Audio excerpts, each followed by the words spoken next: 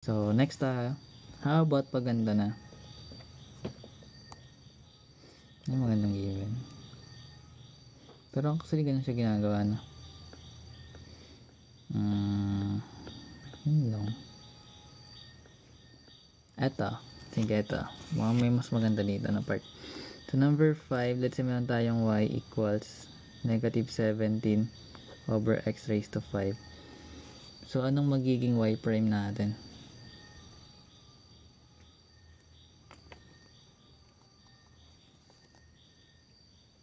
Hindi nga. Ano maging y prime natin?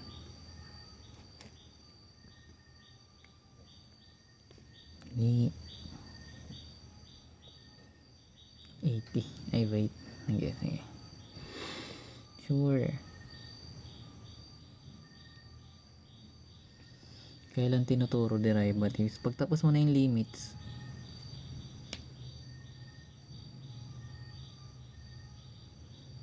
Pagtapos mo na yung limits, derivative ka na. 80 over x raised to 4. Sigurado ka dyan. Di madali lang yan guys. If gusto mo mag-advance dito meron marami. Tingnan natin.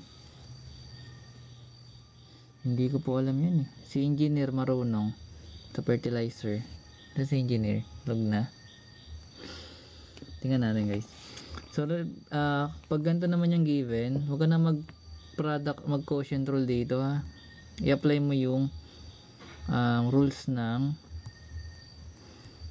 negative exponent guys. So iangat natin tong x raised to 5. So may negative 17 x raised to negative 5 siya. So bali inangat lang natin yung negative. Then pwede natin apply yung power rule. So magkakaroon tayo ng negative 17 times negative 5. That is positive, di ba? Yung 5 times 17, that is 5, 3, 85.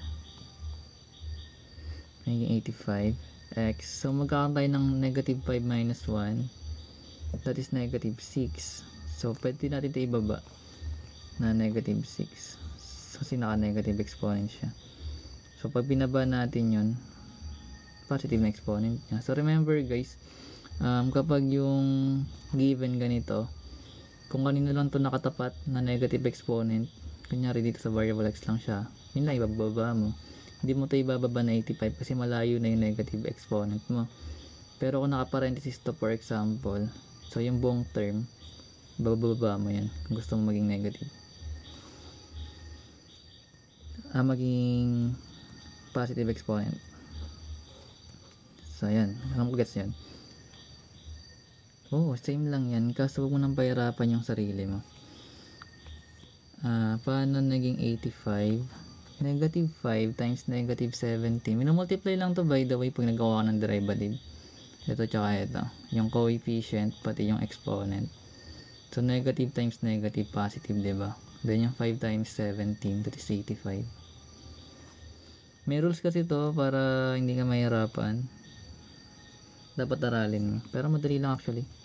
So try natin i-quotient rule. Total may nagre-request na parehas daw. So remember, pag in-applyan natin ang quotient rule, so meron tayong u, which is yung numerator na negative 17.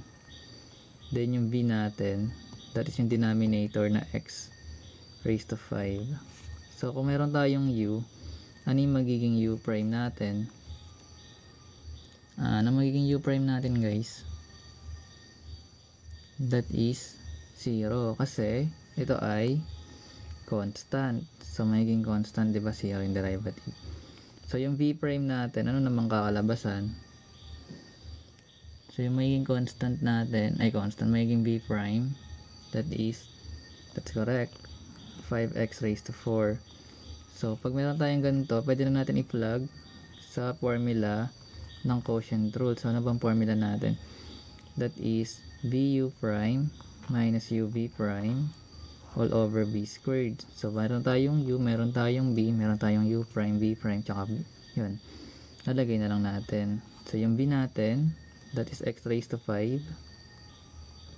Then yung u prime, that is 0, minus yung u, that is negative 17.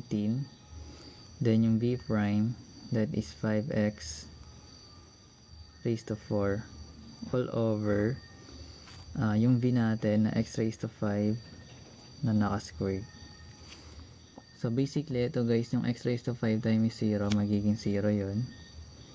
Then negative times negative magiging positive, times itong positive natin, so magiging positive yung sign. Then yung 17 times 5, that is 85. Then meron tayong x raised to 4 all over yung x raised to 5 na naka-squared, that is x raised to what? X raised to 7, x raised to 10, ano siya? Dapat lalagay natin. This is x raised to 10. Kasi pag ganito yung itsura guys, power rule yan. Bali 5 times to yan. So ngayon, magkakaroon tayo ng 0 plus 85x raised to 4. Magiging 85x raised to 4 over x raised to 10. So apply natin yung sa law ng exponent about sa quotient na kapag parehas yung variable na dinidivide, mina-minus natin yung exponent, or kung sino mas marami yun matitira, kung ilan tira doon. So basically guys, mas marami yung denominator natin ng 6, so ma-eliminate to. So nandito yung x raised to 6. So bali pares pa rin siya ng y prime natin. So ganun siya ginagawa. Pero kung ganito lang naman yung given, angat mo na lang yun pa, hindi ka mahirapan. Then apply mo yung power. Hindi siya 10 minus 4. 4 minus 10. So, dapat ganito to guys. Pag in-apply mo siya ng sa rules ng algebra ng exponent, magiging 85x. Then yung numerator mo minus yung denominator mo. Yan yung tsura niya. So bali magiging 85x raised to negative 6 siya. Then ibababa mo yung negative 6. Magiging ganda siya.